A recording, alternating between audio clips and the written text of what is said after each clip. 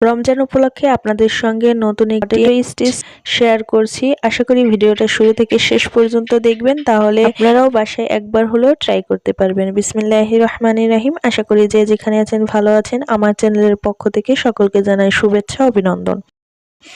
এখানে আমি কিছুটা পরিমাণে আলু নিয়েছি। আপনারা যদি মাঝারি আকারের আলু নেন তাহলে কিন্তু আপনারা 4টা আলু নিয়ে নিতে পারেন। যেহেতু আমি এখানে ছোট আলু নিয়েছি এজন্য 5 থেকে 6টা নিয়েছি। এভাবে ছোট ছোট টুকরা করে কেটে পানির মধ্যে 2 থেকে 3 বার ভালো করে কষলিয়ে ধুয়ে নিচ্ছি।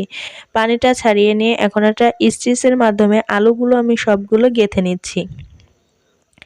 দেখতেই পারছেন আমরা যেরকম মাংসতে আলু দিয়ে থাকি সেভাবে কেটে আমি সম্পূর্ণ স্টিচে আলুগুলো গেঁথে নিয়েছি। এখন চলে যাচ্ছি পরের পর্বতে। এখন আমি একটা প্যানের মধ্যে কিছুটা পরিমাণ লবণ, হাফ চামচ পরিমাণ হলুদ গুঁড়া দিয়ে গুলিয়ে নিয়ে এখন এই আলুটিকে 3 থেকে 4 মিনিটের জন্য সিদ্ধ করে নেব। 90% সিদ্ধ হয়ে গেলে আমাদের বুঝতে হবে আলুটি সিদ্ধ হয়ে গেছে। ঢেকে 3-4 মিনিট পরে এখন আমি আলুটিকে দেখে নিচ্ছি কতটা সিদ্ধ হয়েছে।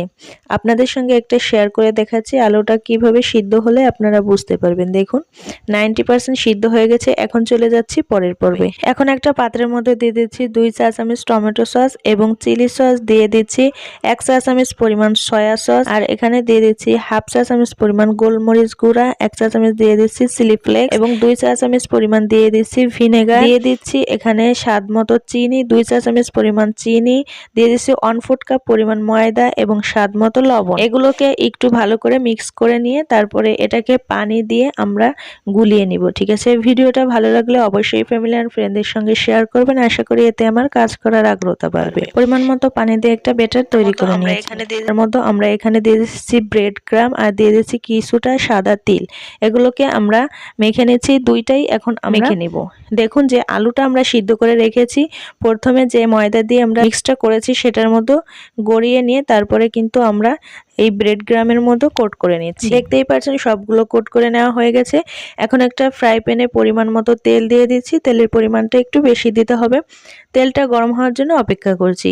ভিডিওটা ভালো লাগলে চ্যানেলটি সাবস্ক্রাইব করে দিয়ে পাশে থাকা বেল বাটনটি প্রেস করে রাখবেন যাতে নতুন কোনো ভিডিওর নোটিফিকেশন পৌঁছে যায় আপনার কাছে সবার আগে। ধন্যবাদ। দেখুন এখানে চুলার আঁচটি মিডিয়াম লোতে রেখেছি, তারপরে এই স্টিচগুলো এর মধ্যে দিয়ে দিচ্ছি। 2 থেকে 1 মিনিট পর আমি উল্টিয়ে দিচ্ছি। দেখতেই পাচ্ছেন কিছুটা কালার চলে এসেছে। কিছুক্ষণের মধ্যে আমরা সবগুলো স্টিচের আলু কাবাবটা ভেজে নিয়েছি। দেখতেই পাচ্ছেন কতটা সফটলি হয়েছে। এখন একটু সসের সঙ্গে ইফতারে কিন্তু এই আইটেমটা রাখতে ভুলবেন না। সসের সঙ্গে এই আইটেমটা কিন্তু স্ন্যাক্স হিসাবে আপনারা রাখতে পারেন।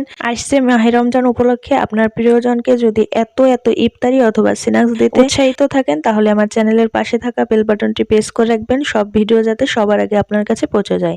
এতক্ষণ সঙ্গে থাকার জন্য ধন্যবাদ জানিয়ে আজ এখানে বিদায় নিচ্ছি। সকলে সুস্থ থাকুন, ভালো থাকুন। আল্লাহ হাফেজ।